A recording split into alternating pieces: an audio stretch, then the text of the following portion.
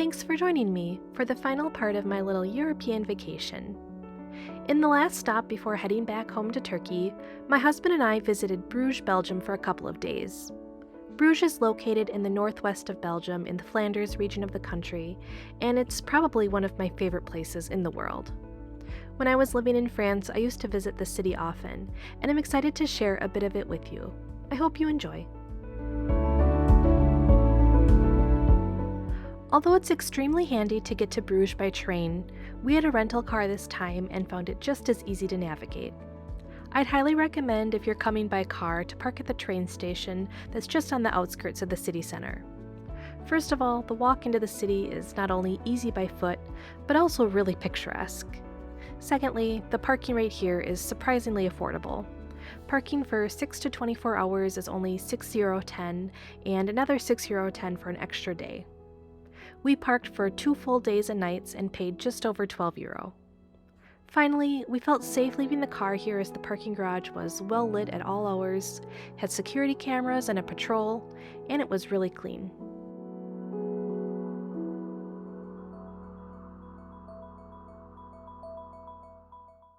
From the train station, there's actually a free shuttle bus that you can hop onto that will take you to various stops throughout the city center. I'd recommend this perhaps if you have a suitcase that you'll be bringing, but otherwise I'd definitely opt for the short walk into town since it's so beautiful.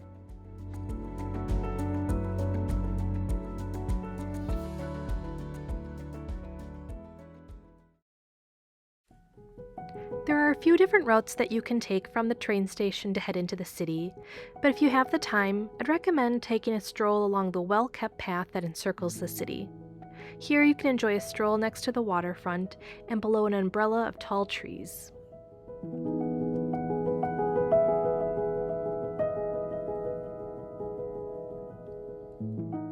Near the south end of the city center, you'll come across Minnewater, also called the Lake of Love. Apparently, couples that cross the bridge here together will experience everlasting love.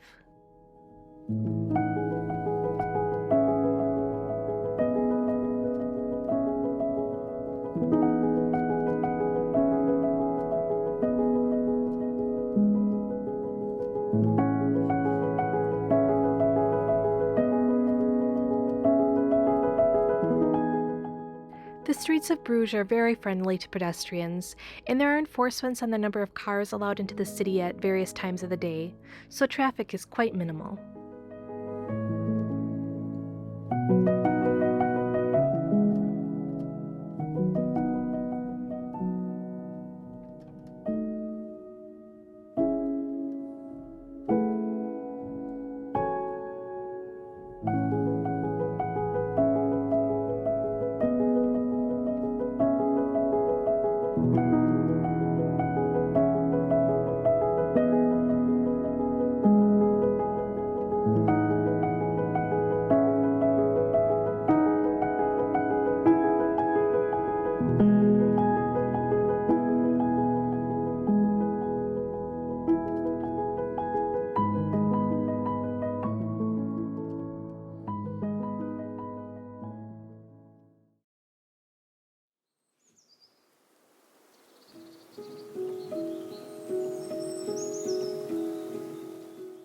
Just near the Lake of Love is the Begijnhof. This tranquil oasis from the 13th century is surrounded by a church and white brick buildings that were and are currently home to nuns.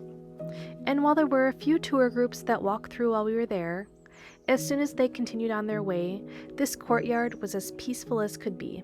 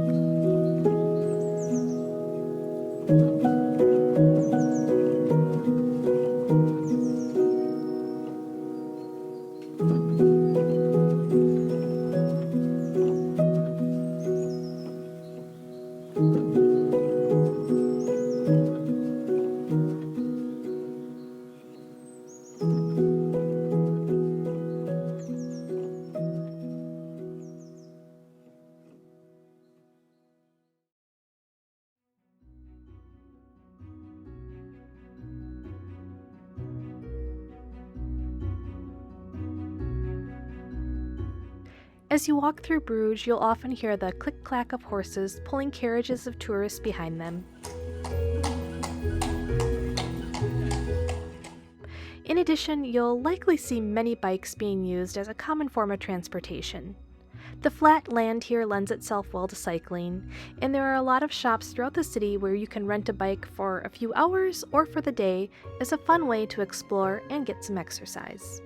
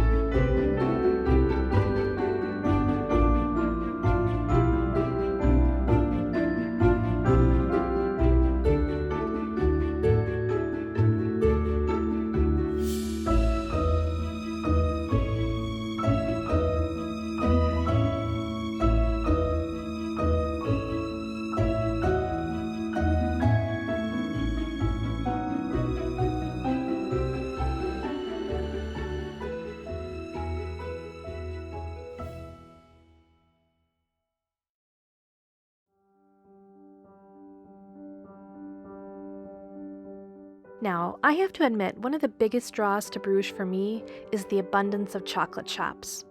As a self-confessed chocoholic, I have no plans on rehabilitating my addiction anytime soon, so this makes Bruges a very important stop in feeding my chocolate desires.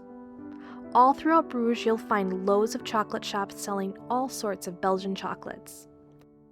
You can do your own research of which place you'd like to visit, but I haven't met a chocolate yet that I haven't liked because Belgian chocolate is, in general, top-notch. The praline is a Belgian specialty featuring a hard shell and a soft center, but I don't discriminate when it comes to chocolate.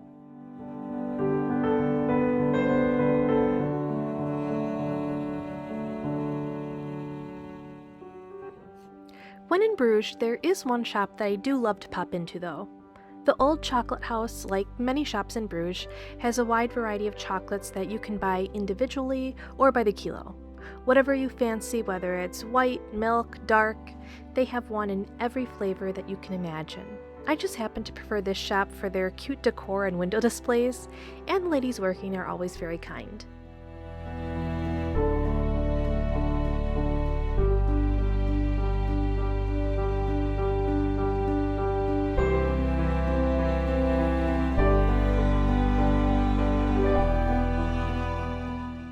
After picking out my first selection of chocolates on this trip, we sat down at the adjoining tea room for a warm drink. I opted for the 96% dark chocolate hot chocolate, and the waiter tried to warn me that it was very dark, but that's just what I was after. And it was everything I could have dreamed of and more.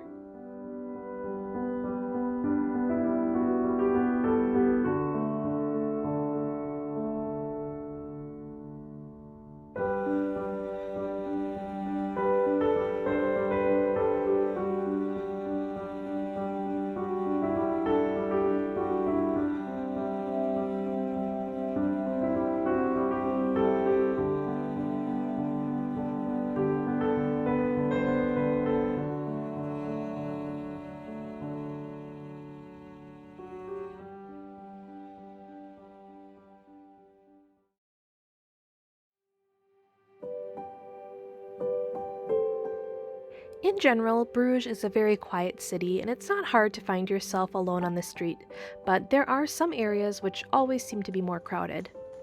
There are a few main thoroughfares with plenty of nice shopping, and of course probably the most crowded area is the Markt. This large square is impossible to miss when you visit Bruges. And while there are many cafes and restaurants you can sit at outside, I personally just like to take a look at the architecture of the surrounding buildings.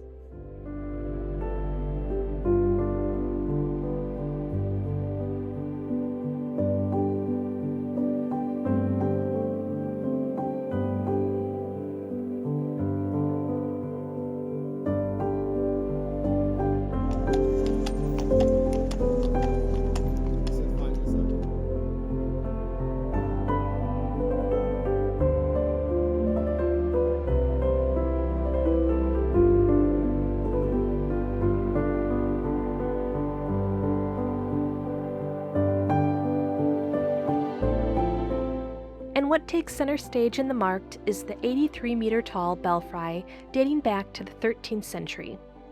This dominating tower is accessible today for a fee, and you can climb up the 366 stairs to the top for better views of the city if you'd like. I've been to the top before, so it wasn't necessary for me to go again, but it's still impressive if you haven't been. At certain times and on certain days of the week, there are even bell concerts that you can enjoy.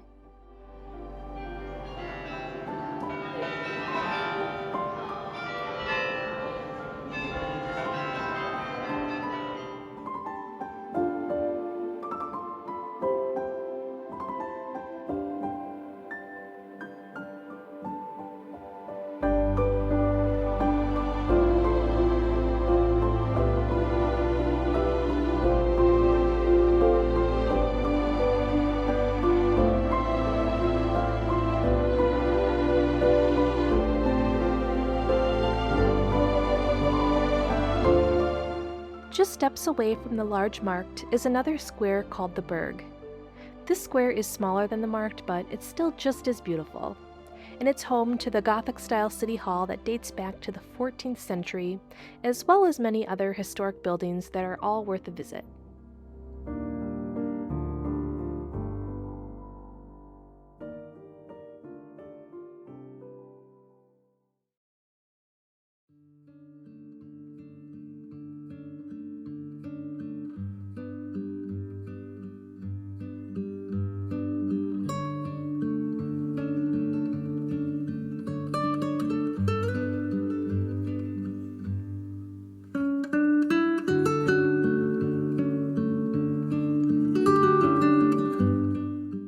For our 2-day, 2-night trip to Bruges, we stayed in this great hotel that was perfectly located in the center of town, just behind the belfry and on the way to the canals. The room was comfortable, clean, had some old-world charm, and even a view of the canal.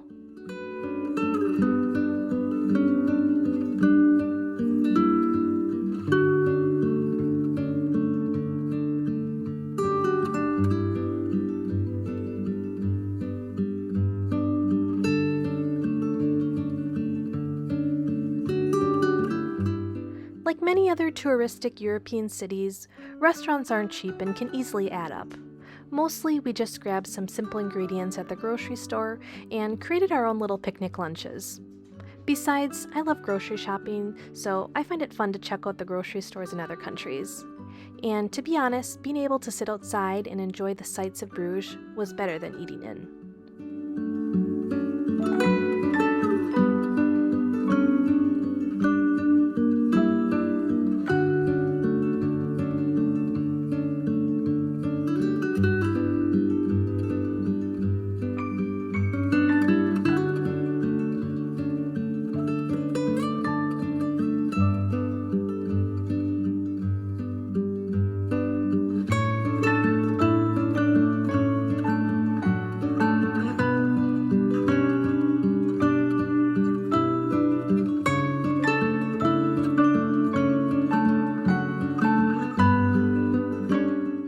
I did, however, want to get a Belgian waffle and some fries while in Bruges. Waffle stands and to-go windows can easily be found throughout, and instead of getting regular fries, we tried out a restaurant called the Potato Bar one night and got a much more decadent version.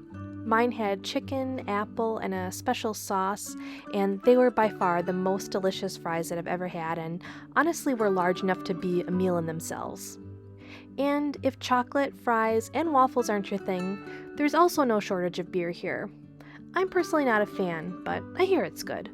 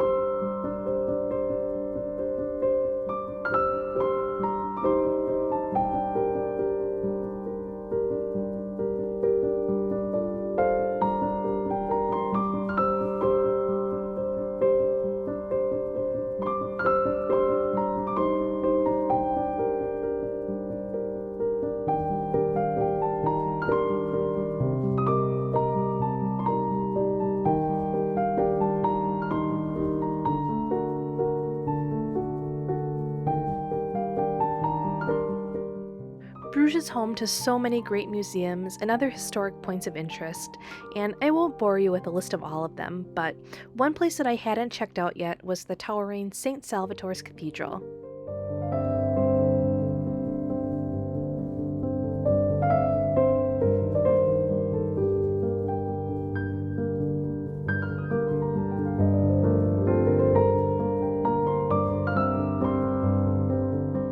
This hard to miss building is Bruges' oldest church and dates back to the 10th century. Inside are some impressive works of Flemish art, a massive organ, and large tapestries.